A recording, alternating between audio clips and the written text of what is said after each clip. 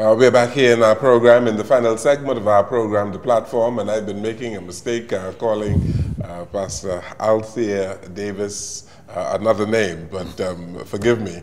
You're forgiven, that's all right. You have been a pillar of strength behind your husband for all of these years, and you have been the leader of the Ministers' Wives Association. For 8 years. For 8 years? Yes, I gave it up about 2 years ago. Okay. Yes. And I believe that you travel together and, yes. Explain what you do as an association. Well, as an association, we help people. We help families with food, visitation, and different things. We fellowship. It's a fellowship, really, where ministers' wives come together. All ministers' wives come together, and we discuss different topics that's going on in our country, and we travel and just have a lot of fun. And of course, they travel to meet other ministers' wives. International. Yeah, and international. And the big part of them is widows. Ministers' wives that are widows. We have ministers' wives and ministers' widows. Yeah.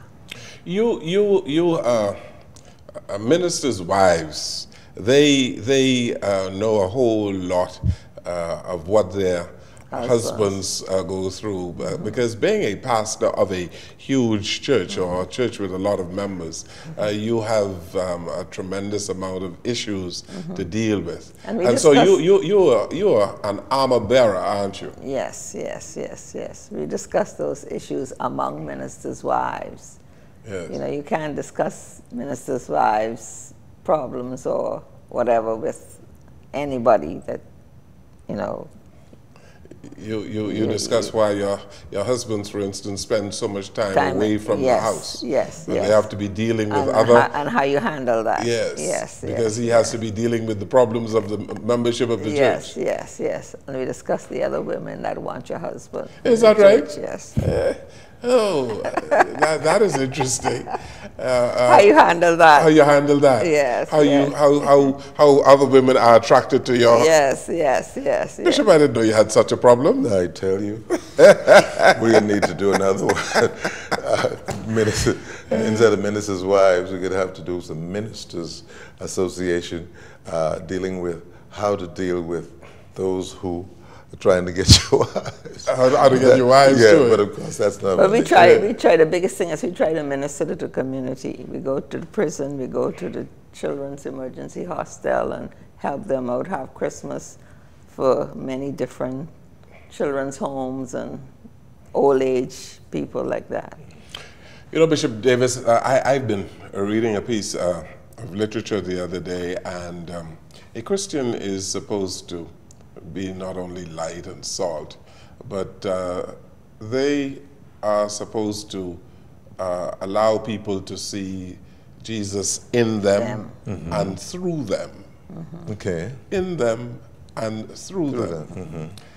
A whole lot of church folk, people who make up the church, they let the side down, don't they? People don't see Christ in them and through them. Okay, that's something for me to think about. I just look at you are the light and you are the salt. The light is so that they can see you and and the path is clear for them to come to find Jesus. That's the light. Salt, if you are to preserve the truth, that kind of thing. You're saying that people are to see Christ in us. Okay, that's in our attitude. Yeah, that's deep, because that could only happen. The way we talk to people. Yeah, and that can only happen when sacrifice is done. Because for them to see Christ in me, it means I've got to kill Ross Davis. That's sacrificial, in and through, you know. And that will happen.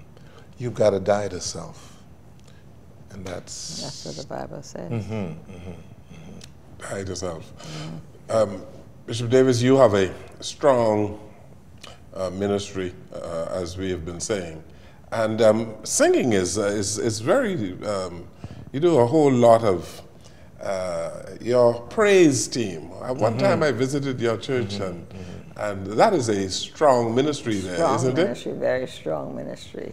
Yeah. Very strong. That is what is used to attract, and I want to speak to how you are able to retain the youth. Is it through that kind of ministry? That's only a part. That's a part That's of only it. a part. That's a part of it. The singing ministry, we've been able to work with, not work with, but the Lord has blessed us with persons like Dwight and Brister, who's been there for more than 20 years. Yes. So he's led that. Yes. And then, of course, Pastor Trent. Yes. Music is his thing. Right. And Pastor Therese, and they just galvanize people who can sing. Now, the choir is not commensurate, or the choir is not as big. As it used to be. No, the choir is not on par with singing as the praise team is. The praise team, yes. The praise team is all by itself, you see, because the praise team is out and they're all over the place singing and offering praise to God. And we thank God for that. But along with that, we have a vibrant band. Yes. Vibrant band. Yeah. And we have a beautiful dancers, dance group ministry. in our church. Dance Dance ministry. Yeah. These are the new things that are coming on, you know, dancing and the liturgical dances. Liturgical dance, yes. yeah. That's very big in our church. Yeah, and of course we got handbell and stuff like that. A variety of musical. And all of these Help things with the young people, you see? to retain They're all young people. Yeah, They're so all the young young people may not be found in one area. Of course, we have a youth pastor, two youth pastors. So you may not get the total population of the youth in one group, but they are in various groups. Put them together, then you can get with 200 of them, you see? But come to youth meeting, you may only find about 50 or 60. But if you put them together, and in another church, you may be able to get them all in one place, you see?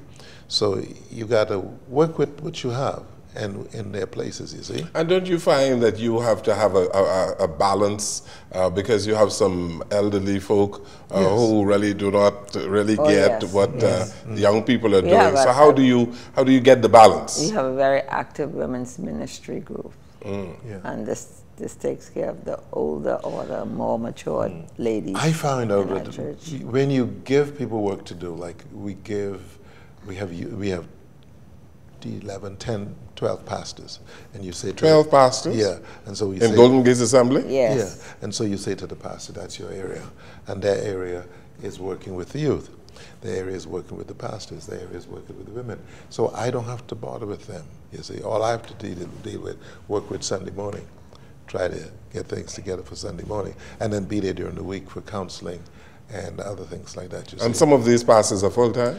No, they're not. They're not. Okay. There's only myself and Pastor Trent that's full time. Okay. We have a lot of them who they put full time work into it, but they get not a penny from it. But they like it, like the women's ministry, and you know, oh my goodness, you pass Golden Gates on a Saturday morning, and you'd think it's a Sunday morning. The place is covered, and they are able to galvanize all the women from the church and throughout the community just to pray, and we don't have to be there. Prayer ministry. Yeah, this kind of a thing, you see. So once you give, and that's their ministry. You see, that's what I was talking about. Each member of the church has a ministry, a gift. Each pastor is in charge of a ministry. Each pastor has a gift, and then the pastor enables each member who are part of the prayer meeting to go out, and they go out and pray for the sick and do whatever needs to be done. Let me ask you this. How many times have you extended that church building? Oh my goodness. Ministry works may come after us. Let's not go into that. Yeah, because I've had occasion to attend a function there. I think a reception in one of your that's it. One of your community center. Your community center.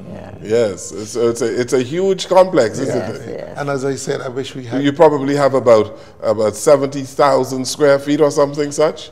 I'm not good at the measurement. Yes. I don't know what we have, but I do know persons like Lucas, yes. your man, helps us to keep it together, and others. And it's because people working. Yes. Right now we're out and people are there working, trying to get the thing together. Before we conclude our program and run out of time, how long you intend to remain pastor? That's the question that everybody's 45 asking. years, it's a long time. Yeah. You think you're going to do about 60? No, here's what I feel. As long as I'm able to work with a sound mind, I'd want to be involved. Not in front, but just to be involved. Because for me to sit down at home thinking, what am I going to do with my thoughts? You know, I can write them in books and stuff like that, but I need to get out to the church to find sponsors to get those in print and stuff like that. I think our kind of work, I don't know that we're called to retire. I think we're called to take care of our health and be assured that when we are no longer there, everything is in working order. I shouldn't leave the church in shambles. I shouldn't leave the church not knowing where they've come from and the rest of it.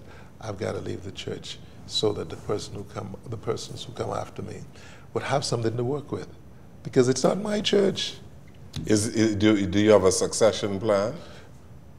Yeah, a succession plan is always in the Constitution. Okay. Yeah. So when I'm no longer there, they know what to do. Or if I become ill, they know what to do. And God's the one who calls people into the ministry. Our church is not where it's ours. That Golden Gates is not out theirs and mine. Golden Gates, it belongs to the people. And the people are taught how to keep the thing working. They're working for God. And so they've got to keep the thing moving. It's not any one of them. Neither is it ours. So any of them might be. Pastor Trent, who had been a pastor in the States, I said to him, look, Pastor Trent, I don't know what the Lord is saying as far as the length of my life is concerned. I would suggest that you come home, get to know these people, so that if they need a pastor, you will be available. That's as much as I could do. That's as far as I could push him. I believe the people would listen to me, but I can't force them to do anything that they don't want to do. And he knows that, and the people knows that. And God knows. Okay, the people, they make the final, they have the final say in who would succeed you. Yes, because it comes down to a vote. Yeah, it's a democratic? It's a democratic thing. I don't know whether that's the best thing forward, but that's the best thing we had to work with. The church operates under a theocratic system or a democratic system? Both. Both? Yes. Both. It's theocratic in that God is God. Democratic in that you got some people and you work with the people, you see? And you must listen to them, because if you don't listen to them and they walk out, you'll be left with benches. Bishop Davis, you've done a tremendous job in building that ministry in that part of God's vineyard, and we congratulate you, sir. Thank you. We wish we could have done more. We wish we could have done more. And the obstacle we had was not in people, but in ourselves, in not believing some things the Lord say, go ahead and do. You see, because sometimes the Lord say, go ahead and do, and you're afraid. That was our held up, not people. God would send people to help you if you're willing to if you're willing to exercise the faith He gives you and listen to His voice. And congratulations to you too, ma'am. Thank you. Pastor Althea Davis, for standing behind a strong bishop of the church, and we congratulate you on your 51st wedding anniversary. Thank you. And you've done well with your family, and you've kept this man strong. And listen, thank you for having us, and we speak blessings over your business. Thank you. All that you could imagine, yes, you shall see. Yes. And as you have seen already, but we speak greater blessings on you and on others. There are people who are listening and looking and watching and who are saying maybe the same thing you're saying about us. We are just hoping that what we were able to do, that they can do double, triple, and quadruple. It's not in us, because we were, like in the Bible, it says, you know, they had to come back and check for the king. You remember they were looking for the king, and the man brought out all his sons. We were the ones in the back, you see. They finally brought us out, and God blessed us. But there's some people who are out there doing well, and they're watching us. God bless you, and you do your best. And that's all God wants. Thank you so very much, and enjoy your 45th anniversary. Thank you very much. Thank you. Thank you for watching and listening to our program. Good evening, everyone.